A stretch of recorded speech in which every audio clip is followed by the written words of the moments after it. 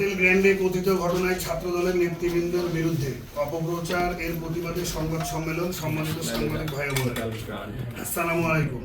প্রথমে আপনাদের প্রতি অশেষ কৃতজ্ঞতা জ্ঞাপন করতে চাই যে শত ব্যস্ততার মধ্যেও খুব অল্প সময়ের আমন্ত্রণে আজকের সংবাদ সম্মেলনে আপনাদের উপস্থিতি হওয়ার জন্য। আপনারা অবগত আছেন যে গত 17 ডিসেম্বর 2024 রোজ মঙ্গলবার রাতে আনুমানিক রাত 9টা থেকে 10 থেকে 11টার মধ্যে রাজশাহী মহানগরীর বনকপাড়ায় অবস্থিত হোটেল গ্র্যান্ড নামক একটি আবাসিক হোটেলে কথিত চাঁদাবাজি বা ডাকাতির ঘটনাকে কেন্দ্র করে ছাত্রদল এবং ছাত্রদলের সাবেক ও বর্তমান নেতৃবৃন্দর নাম জড়িয়ে মিথ্যা মামলার ভিত্তিহীন অপপ্রচার চালানো হয়েছে।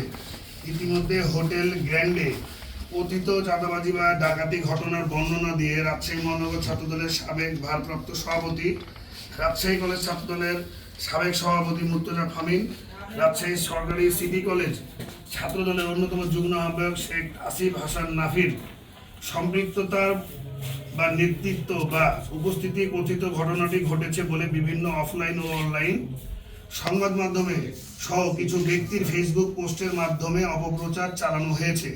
হোটেল গ্র্যান্ডের কথিত ঘটনায় বহুল প্রচলিত স্বনামধন্য পত্রিকা দৈনিক যুগান্তর, আজকের পত্রিকা, অনলাইন ভিত্তিক সংবাদ মাধ্যম খবর 24, ঘটনা, পদ্মা টাইমস, নিউজ পোর্টাল সহ বিভিন্ন মাধ্যমে আমাদের নামে মিথ্যা তথ্য সংবলিত সংবাদ পরিবেশন করা হয়েছে, যা আমাদের দৃষ্টিগোচর হয়েছে। একটি বিষয় আপনাদের নিকট আমরা স্পষ্টভাবে বলতে চাই যে উক্ত চাঁদাবাজি বা ডাকাতি বা হয়রানি কথিত ঘটনার সাথে আমরা ছাত্রদল নেতৃবৃন্দ প্রত্যক্ষ বা পরোক্ষভাবে সম্পৃক্ত নয়। একই সাথে বাংলাদেশের আবহমান ছাত্র জনতার জনপ্রিয় সংগঠন বাংলাদেশ জাতীয়তাবাদী ছাত্র দলের নাম জড়ানোর চেষ্টা ও উদ্দেশ্য প্রণোদিত।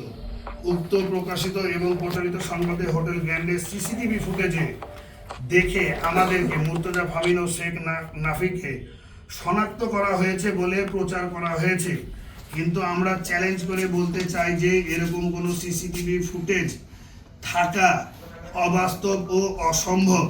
কারণ বর্ণিত ঘটনার দিন ও সময়ে রাজশাহী মহানগর ছাত্রদলের সাবেক ভারপ্রাপ্ত সভাপতি ফামিন ব্যক্তিগত দাওয়াতে রাজশাহীর উপকণ্ঠ বহরমপুরে অবস্থান করছিল। সিটি কলেজ ছাত্রদলের যুগ্ম আহ্বায়ক নাফি সে সময় জিমে অবস্থান করছিলেন, যার যথেষ্ট প্রমাণাদি আমাদের কাছে রয়েছে।